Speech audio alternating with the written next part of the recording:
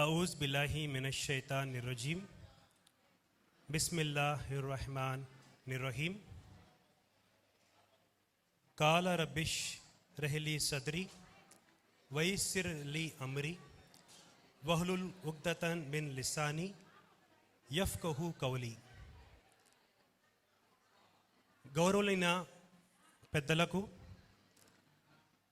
సోదర సోదరిమణులకు, పిల్లలకు అస్సలాము అలైకుం వరహమతుల్లాహి వబరకాతుహు. నా పేరు జలీల్ మొహమ్మద్. నేను హైదరాబాద్లో ఒక సాఫ్ట్వేర్ ఇంజనీర్గా పనిచేస్తున్నాను. అయితే రమీజ్ నా యొక్క క్లోజ్ ఫ్రెండ్ నన్ను ఈ యొక్క ఫంక్షన్కి ఇన్వైట్ చేయడం జరిగింది. నేను కాకినాడ నుంచి వచ్చాను. నా యొక్క తోటి ఫ్రెండ్స్తో అందరు కలిసి వచ్చాము. అయితే ఈ సందర్భంగా రమీజ్ గారు ఖురాన్ వెలుగులో కొన్ని విషయాలు చెప్పమని అడిగారు. అయితే మనం ఏదైనా ఫంక్షన్ చేసుకుంటున్నామంటే ఖచ్చితంగా ఆ యొక్క దైవం గురించి ప్రస్తావన చేసుకునే ఫంక్షన్ని స్టార్ట్ చేసుకోవాలి. అంటే దైవం యొక్క ప్రస్తావన లేకుండా ఏ పని కూడా మొదలెట్టకూడదు. అందుకనే ఆయన యొక్క సందేశం ఏముంది, ఏమిస్తున్నాడు, దాని గురించి ఖురాన్ ఏం చెప్తుంది అన్న కొన్ని విషయాలు నేను మీ ముందు చెప్పే ప్రయత్నం చేస్తున్నాను. జజాకల్లా. ముందుగా ప్రతి వస్తువుకు ఒక లక్ష్యం ఉంటూ ఉంటుంది. ఈ ప్రపంచంలో ఉండే ప్రతి వస్తువుకు లక్ష్యం అనేది ఉంటుంది. ఫర్ ఎగ్జాంపుల్, నా చేతిలో ఉన్న ఈ మైక్ లక్ష్యం ఏమిటి? మాట్లాడడానికి. నేను మాట్లాడేది మీకు చాలా గట్టిగా వినిపించాలి అని చెప్పేసి ఈ మైక్ యొక్క ఉద్దేశము. అలానే నా చేతిలో ఉన్న ఈ ఫోన్ యొక్క ఉద్దేశం ఏమిటి? నా యొక్క తెలిసిన వాళ్లకు ఫోన్ కాల్ చేసి మాట్లాడడానికి. అవునా? అలానే ఈ యొక్క ఏదైతే ఫంక్షన్ హాల్ ఉందో దాని యొక్క ఉద్దేశం ఏమిటి? ఫంక్షన్స్ కండక్ట్ చేసుకోవడానికి. అంటే ప్రతి వస్తువుకు ఒక లక్ష్యం, ఒక ఉద్దేశం అయితే మనకి ఉంది. అలానే ఒక్కసారి ఆలోచిస్తే మనిషికి ఏదైనా లక్ష్యం అంటూ ఉందా? అంటే మనిషి పుట్టుకకు ఏదైనా కారణం అంటూ ఉందా అని మనం ఆలోచించాలి. దానికి మీరు ఇంటెలెక్చువల్స్ని అడిగినట్లయితే వాళ్ళు చెప్తారు, మనిషి బాగా చదువుకొని ఒక ఇంజనీర్గా, ఒక డాక్టర్గా, ఒక కలెక్టర్గా, ఒక పెద్ద పొజిషన్లో ఉండాలి, ఇది మనిషి యొక్క లక్ష్యం అని చెప్పేసి మన ఇంటెలెక్చువల్స్, మన పెద్దలు చెప్తూ ఉంటారు. జీవితంలో ఏదైనా సాధించడమే మనిషి యొక్క ఉద్దేశం అని చెప్పేసి మన ఇంటెలెక్చువల్స్, మన తల్లిదండ్రులు, మన పెద్దలు చెప్తూ ఉంటారు. అయితే అది చెప్పడానికి చాలా బాగుంది, అది కరెక్టే. మనిషి అన్నవాడు ఏదైనా సాధించాలి, ఏదైనా పర్పస్ అంటే తన సొసైటీ కోసం, తన ఫ్యామిలీ కోసం, తన కోసం, తన సెల్ఫ్ రెస్పెక్ట్ కోసం తను ఏదో ఒకటి సాధించాలి. అది ఈ జీవితంలో, ఈ ఐహిక జీవితంలో లక్ష్యాలు మాత్రమే. కానీ ఆ దైవము మనిషిని తయారు చేసినప్పుడు, ఈ భూమికి పంపించినప్పుడు ఏ కారణంతో పంపించాడు, అది దైవ గ్రంథాలు ఏం చెప్తున్నాయి కాస్త మనం తెలుసుకోవాలి. ఎందుకంటే మనమందరము విశ్వాసులము, మనమందరము ఆ దైవాన్ని నమ్ముతున్నాము అని సాక్ష్యం ఇస్తున్నాం. కాబట్టి సరే, మరి ఆయన మనల్ని ఎందుకు పంపించాడు, ఎందుకు పుట్టించాడు, అది తెలుసుకోవాలి. దానికి ఖురాన్ గ్రంథం ఏం చెప్తుంది అంటే, నేను మీ అందరినీ పుట్టించింది పరీక్షించడానికి మాత్రమే అన్నాడు. దేనికండి? పరీక్షించడానికి మాత్రమే. To test. I have given life to you to test. మరి దేని గురించి పరీక్ష? ఇప్పుడు 10th క్లాస్లో పరీక్ష ఉంటుంది. మనకి 6 సబ్జెక్ట్స్ ఉంటాయి: science, maths, biology, Telugu, English, Sanskrit. అలా ఏదో ఒక పరీక్ష ఉంటుంది. ఆ పరీక్ష సిలబస్ చదవాలి. చదివిన తర్వాత పాస్ అవుతాము లేదా ఫెయిల్ అవుతాము. మరి మనిషికి సిలబస్ ఏమిటి? మరి ఈ జీవితము పరీక్ష మాత్రమే అన్నాడు కదా, మరి దేని మధ్య పరీక్ష అంటే దానికి ఖురాన్ చెప్తుంది, నేను మంచి చెడు ఎవరు చేస్తారో మంచి చెడుల మధ్య మీ జీవితం మీకు పరీక్షగా చేశాము. ఎవరు మంచి చేస్తారు, ఎవరు చెడు చేస్తారు పరీక్షించడానికి మాత్రమే నేను చావు బతుకులను సృష్టించాము. మరి మంచి అంటే ఏమిటి, చెడు అంటే ఏమిటి, ఇది తెలుసుకోవాలి. ఇప్పుడు ఫిజిక్స్ పాస్ అవ్వాలంటే ఫిజిక్స్ సబ్జెక్ట్ తెలుసుకోవాలి. మ్యాథ్స్ పాస్ అవ్వాలంటే మ్యాథ్స్ సబ్జెక్ట్ తెలుసుకోవాలి. మరి మంచి అంటే సిలబస్ ఏంటి, చెడు అంటే సిలబస్ ఏంటి? దానికి కూడా మన గ్రంథం చెప్తుంది. మంచి అంటే చాలా చాలా క్లియర్గా ఏది మంచి ఏది చెడు. ఉదాహరణకు అల్లా అంటున్నాడు, దాన ధర్మాలు చేయండి. ఏమంటున్నాడు?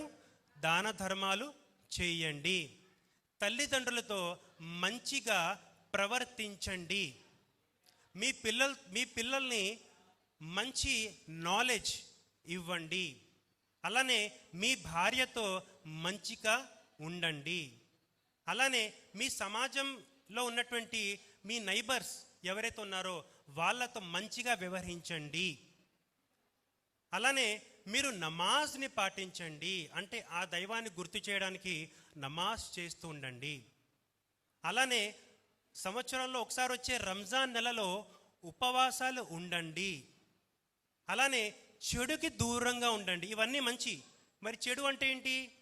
ఫాహిష, ఇమ్మొరాలిటీ, అశ్లీలమైన విషయాలకు దూరంగా ఉండండి. మీరు జినాకి దూరంగా ఉండండి. జినా అంటే వ్యభిచారానికి దూరంగా ఉండండి. అలా ఎన్నో విషయాలు, మంచి ఏంటి చెడు ఏంటి దేవుడు చాలా క్లియర్గా చెప్పాడు. మీరు భూమిలో కల్లోలాన్ని సృష్టించకండి, అంటే కరప్షన్. మీరు అంటే చూడండి, ఏదైనా పొలిటికల్ ఇష్యూ జరిగినప్పుడు బస్సులు తగిలిపెట్టేస్తుంటారు, పబ్లిక్ ప్రాపర్టీని తగిలిపెట్టేస్తుంటారు.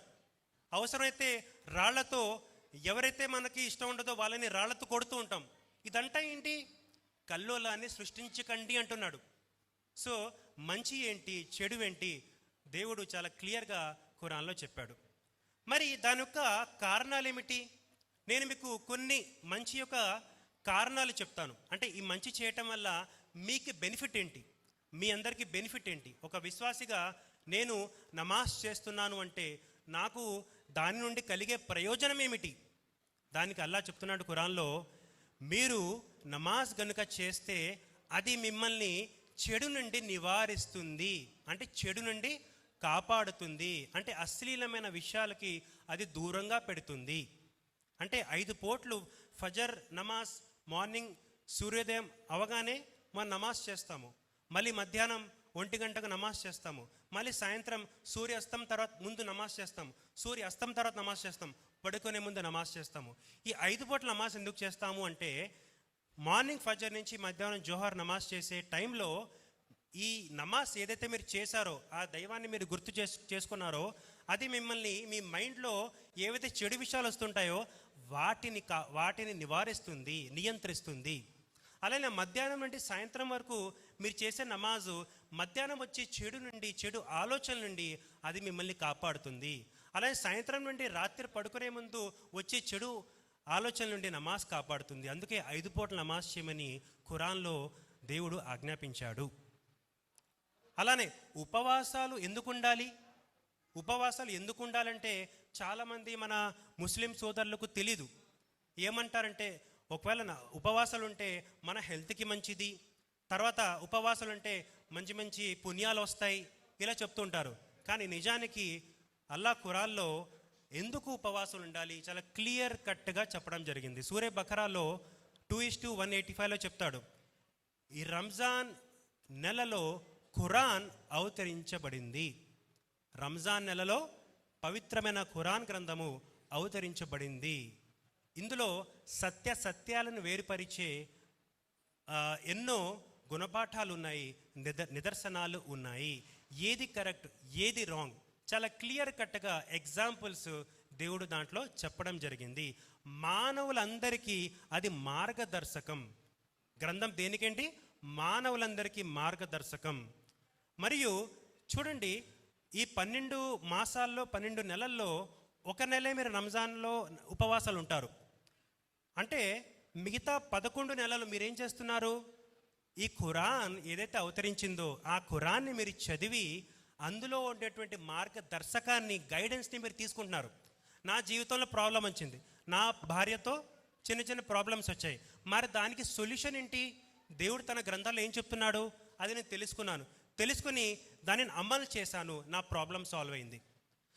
ఖురాన్ చెప్తుంది మీ యొక్క మనస్సు యొక్క ప్రాబ్లమ్స్కి ఖురాన్ పరిష్కారము అంటాడు. మీ మనసులో ఉండే నీ మనసులో ఉండే టెన్షన్స్కి ఖురాన్ పరిష్కారము అంటాడు. అంటే ఎలా? ఫర్ ఎగ్జాంపుల్ అలా చెప్తాడు, మీరు దాన ధర్మాలు చేసినట్లయితే అందులో మీకు గ్రోత్ ఉంది అంటాడు. ఏముంది? గ్రోత్, డెవలప్మెంట్ ఉంది. ఫర్ ఎగ్జాంపుల్ నేను 100 రూపాయలు చారిటీ చేశాను, నాకు అందులో ప్రాఫిట్ ఇస్తాడు దేవుడు. ఎలా ఇస్తాడు ఆయనకు తెలుసు, కానీ ఏదో రకంగా ఇస్తాడు. మీరు ప్రపంచంలో చూసుకోండి, ఎలాంటి స్కీమ్స్ ఉన్నా, బ్యాంకు వాళ్ళు కానీ, ఫైనాన్షియల్ ఇన్స్టిట్యూషన్స్ వాళ్ళు కానీ, ఎవరైనా సరే వాళ్ళు ఏం చెప్తారంటే, సార్ మీరు నెలకి 1000 రూపాయలు ఖర్చు పెట్టండి, ఇలా 5 సంవత్సరాలు మీరు ఇలా ఖర్చు పెట్టండి, ఇన్వెస్ట్ చేయండి, చేసినట్లయితే మీకు 20% ప్రాఫిట్ మా సంస్థ మీకు ఇస్తుంది. లేదా 10 సంవత్సరాలు మీరు ఇంత అమౌంట్ మీరు ఇన్వెస్ట్మెంట్ చేయండి, మీకు 10 ఇయర్స్ తర్వాత ఒక 10 లక్షలు, 20 లక్షలు, 1 crore రూపీస్ వస్తాయని చెప్పేసి చెప్తుంటారు. కానీ వాళ్ళు చెప్పిన తర్వాత టర్మ్స్ అండ్ కండిషన్స్లో ఏముంటుందంటే, కండిషన్స్ అప్లై. ఒకవేళ మార్కెట్ బాగుంటే మీకు ప్రాఫిట్, మార్కెట్ బాగా లేకపోతే మీకు ప్రాఫిట్ ఉండకపోవచ్చు, లాస్ కూడా అవ్వచ్చు అని చెప్తారు. కానీ అల్లా చెప్పేది ఏంటంటే తెలుసా, అల్లా ఎలాంటి లాస్ గురించి చెప్పట్లేదు. మీరు గనుక ఒకవేళ చారిటీ చేసినట్లయితే ఖచ్చితంగా మీకు ప్రాఫిట్ ఉంది. బల్లగుద్ది అల్లా చెప్తున్నాడు, బల్లగుద్ది ఖచ్చితంగా మీకు ప్రాఫిట్ ఉంది. ఈ యొక్క మన ప్రపంచంలో ఉండే మనుషులు చెప్పే మాట కాదు, మనుషులు చెప్పే ప్రతి మాటకి టర్మ్స్ అండ్ కండిషన్స్ ఉంటాయి, డిస్క్లైమర్ ఉంటుంది. కానీ అల్లా చెప్పిన మాటకి డిస్క్లైమర్ కానీ టర్మ్స్ అండ్ కండిషన్స్ ఉండవు. ఆయన చెప్పాడు అంటే అది జరుగుతుంది. అది సో అందుకే దాన ధర్మాలు ఖచ్చితంగా చేయాలి. ఒకవేళ దాన ధర్మాలు చేయకుండా మరొక చోట ఖురాన్లో చెప్తాడు, మీరు వ్యధాభరితమైన ఖర్చులు చేయకండి, అనవసరమైన ఖర్చులు చేయకండి అంటాడు. ఒకవేళ మీరు అనవసరమైన ఖర్చులు చేసినట్లయితే మీరు శైతానుకు స్నేహితులు. చూడండి, మనం ఉదాహరణకు 100 రూపాయలతో జరిగే పనిని 1000 రూపాయలు ఖర్చు పెట్టి చేస్తుంటాం. అలా కొన్ని సందర్భాల్లో మనిషి చేస్తుంటాడు, తప్పులు చేస్తుంటాడు. అలానే ప్రతి నెల నేను జాబ్ చేశాను కాబట్టి నేను ఎక్కడికో వరల్డ్ ట్రిప్కి వెళ్ళాలి, నేను ఊటీ వెళ్ళాలి, నేను కులు మనాలి వెళ్ళాలి అని 1 లక్ష రూపాయలు, 50,000, 2 lakhs రూపీస్ ప్రతి నెల ఖర్చు పెడుతుంటాడు. అది వ్యధాభరితమైన ఖర్చు. అంటే ఇవన్నీ ట్రిప్స్కి వెళ్ళొచ్చు, దానికో సమయం ఉంటుంది. అది 1 yearకి ఒకసారి కానీ, 6 monthsకి ఒకసారి కానీ, స్తోమత బట్టి మనిషి వెళ్ళాలి. అంతే తప్ప నేను నెలంతా కష్టపడ్డాను, చాలా అలిసిపోయాను, చెమట వచ్చేసింది, నేను ఖచ్చితంగా ట్రిప్కి వెళ్ళాలని చెప్పేసి నువ్వు ఇష్టానుసారంగా ఖర్చు పెట్టుకుంటూ వెళ్ళిపోతే ఏమవుతుంది? నువ్వు దివాలా తీస్తావు, నీ దగ్గర కిరాణా కొనడానికి కూడా డబ్బులు తర్వాత ఉండవు, అప్పులు పాలైపోతావు. అది అంటే అల్లా ఏం చెప్తున్నాడు, మీ యొక్క మనసులో ఉండేటువంటి ప్రాబ్లమ్స్కి ఇది సొల్యూషన్ ఎప్పుడవుతుంది? మీరు వ్యధాభరితమైన ఖర్చు చేయకుండా మీరు చారిటీ చేసినట్లయితే అప్పుడు మీ మనసులో టెన్షన్స్ పోతాయి. అదొక ఎగ్జాంపుల్. ఇలా ఎన్నో ప్రాబ్లమ్స్ ఫేస్ చేస్తూ ఉంటాం.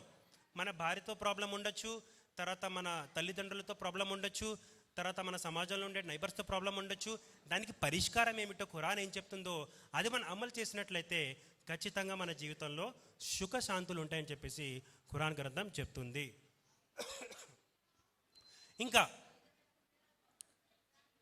ఇంకా 5 నిమిషాలు చెప్పి నా యొక్క ప్రసంగాన్ని నేను ముగిస్తాను. అదేమిటంటే, మనం ఎవరు? మన విశ్వాసులము. అయితే అల్లా మీ అందరికీ ఫ్రీగా ఒక వారసత్వంలో వారసులుగా చేశాడు. మీ ముస్లిమ్స్ అందరినీ వారసత్వంలో వారసులుగా చేశాడు. ఫర్ ఎగ్జాంపుల్, మా నాన్నగారు మా తాత ముత్తాత వారు నా కోసం 100 కోట్ల ఆస్తి వదిలేసి వెళ్ళిపోయారనుకోండి, నేనేమవుతాను? 100 కోట్లకి వారసుణ్ణి. అవునా కదా? అప్పుడు నేను కాలర్ ఎగరేసుకుంటూ నా దగ్గర 100 కోట్ల ఆస్తి ఉందని చెప్పేసి చెప్పుకుంటానా లేదా? నా ఫ్రెండ్స్కి కానీ, నా రిలేటివ్స్కి కానీ, నా బంధుమిత్రులకు కానీ, నా బయట వాళ్ళకి కానీ చెప్తానా లేదా? అలానే అల్లా చెప్తున్నాడు, నేను ఈ ఖురాన్ గ్రంథాన్ని మీకు వారసత్వంలో ఇచ్చాను. ఈ ఖురాన్ గ్రంథముకి మీరు వారసులు అని చెప్పేసి ఖురాన్ చెప్తుంది. ఇప్పుడు చెప్పండి, ఎప్పుడైనా ఈ విషయం మనం విన్నామా? ఈ ఖురాను మనకు ఫ్రీగా వారసత్వంలో వచ్చిందనే విషయం మనం ఎవరైనా చెప్పారా? ఖురాన్ చెప్తుంది. ఎప్పుడైనా గర్వపడ్డామా? నేను ఫ్రీగా ఈ ఖురాన్కి వారసుడయ్యాను, నేను ఒక పేదవాడిని కాదు, ఈ ఖురాన్ గ్రంథానికి నేను వారసుడయ్యాను, నేను ఒక పెద్ద రిచ్ పర్సన్ అని ఎప్పుడైనా చెప్పగలిగామా? చెప్పలేము. ఈ ఖురాన్ నాకు మార్గదర్శకం, నేను ఏది చేయాలి ఏది చేయకూడదు, డూస్ అండ్ డోంట్స్ ప్రతి విషయం నన్ను గైడ్ చేస్తుంది. ఇంతకన్నా మంచి ఇన్ఫర్మేషన్ ఎక్కడైనా ఎవరైనా నాకు ఇస్తారా? ఇవ్వలేరు. ఇంతకన్నా మంచి వారసత్వంలో దొరికే ఆస్తి ఏమైనా ఉందా మన ప్రపంచంలో? లేదు. ఇలాంటి అమూల్యమైన ఆస్తిని మనం కాపాడుకోవాలి. ఒకవేళ ఈ ఆస్తిని మీరు వదిలేసుకొని మీరు స్వేచ్ఛగా తిరిగితే మీ ప్లేస్లో ఇతరులని అల్లతల నియమించుకుంటాడు. అంటే ఫర్ ఎగ్జాంపుల్, మీ దగ్గర 100 ఎకరాల పొలం ఉంది. 100 ఎకరాల పొలం ఉందని చెప్పేసి ఎక్కడో ఊరి చివర ఉంది, కానీ మీరు ఎప్పుడూ ఆ పొలం యొక్క కేర్ చేయలేదు, ఎప్పుడు చూసుకోలేదు. అది ఉందా లేదా పట్టించుకోవడం మానేశారు. ఉంటుందిలే, మా తాత ముత్త ఇచ్చిన స్థలమే కదా, ఉంటుందిలే, ఎక్కడికి వెళ్ళిపోతుంది అక్కడే ఉంటుంది అని చెప్పేసి మనం అలాగా హ్యాపీగా కూర్చుని ఉన్నాం. కానీ అలా ఎన్నాళ్ళు ఉంటుంది? అలా ఖాళీగా ఉన్న ప్రదేశం చూసిన వాళ్ళు ఏం చేస్తారు? ఖచ్చితంగా ఆక్రమించడానికి ప్రయత్నిస్తారు. అవునా కదా? ఎన్నో జరిగాయి. ఎన్నో డాక్యుమెంట్స్ చేసుకొని, డూప్లికేట్ డాక్యుమెంట్స్ చేసుకొని మన యొక్క ఆస్తులు, ఇతరుల యొక్క ఆస్తులు ఎంతోమంది స్వాహా చేసుకున్నారు. అవునా కదా? సమాజంలో జరుగుతుందా లేదా? అలానే ఒకవేళ మీరు గనుక మీకు ఇచ్చినటువంటి ఈ ఖురాన్ గ్రంథాన్ని మీరు వినియోగించుకోకపోతే, మీ నుంచి ఆ గ్రంథాన్ని, ఆ వారసత్వాన్ని తొలగించి మీకు బదులుగా ఇతరులను అల్లా నియమించుకుంటాడు. వారు మీలాంటి వాళ్ళు అయి ఉండరు, మీకన్నా మంచి మంచి పనులు చేసేవాళ్ళు ఉంటారు అని అల్లా చెప్తున్నాడు. మహాశయులారా, అందుకే అలాంటి దౌర్భాగ్యం మనకు ఉండకూడదు. అల్లా మనల్ని మంచిగా ఉంచాలి, ఈ సమాజంలో రెస్పెక్ట్ ఉండాలి అంటే ఖచ్చితంగా ఖురాన్ గ్రంథాన్ని మనం చదవాలి. అల్లా చెప్పినటువంటి ఈ జీవిత లక్ష్యము ఏమిటి? మంచి చెడుల మధ్య పరీక్ష. ఆ మంచి ఏంటో ఖురాన్ చెప్తుంది, ఆ చెడు ఏంటో చెప్తుంది. ఆ 2 విషయాలు తెలుసుకొని మన జీవితంలో అమలు చేసినట్లయితే ఖచ్చితంగా మన జీవితంలో సుఖశాంతులు ఉంటాయి. అలానే మనం అమలు చేయడం కాకుండా రెండో పని కూడా చేయాలి. మన యొక్క కుటుంబ సభ్యులకు, మన పిల్లలకు, మన భార్యకు, అలానే మన ఫ్రెండ్స్కు, మన నైబర్స్కు అందరికీ మంచి విషయాలు, ఈ యొక్క ప్రస్తావన ఖచ్చితంగా చేయాలి. ఈ 2 పనులు ప్రతి విశ్వాసి, ప్రతి ముస్లిం ఈ ప్రపంచంలో చేయాల్సిందే. అలా చేసినప్పుడే అప్పుడు నిజమైన వారసుడుగా అల్లా మిమ్మల్ని ఉంచుతాడు. అప్పుడే ఈ జీవితం తర్వాత ఉండే మరొక జీవితం ఏదైతే ఉందో ఆ స్వర్గానికి మీరు నిజమైన వారసులుగా అక్కడికి వెళ్తారు. వాఖిరు దావనా అల్హమ్దులిల్లాహి రబ్బిల్ ఆలమీన్.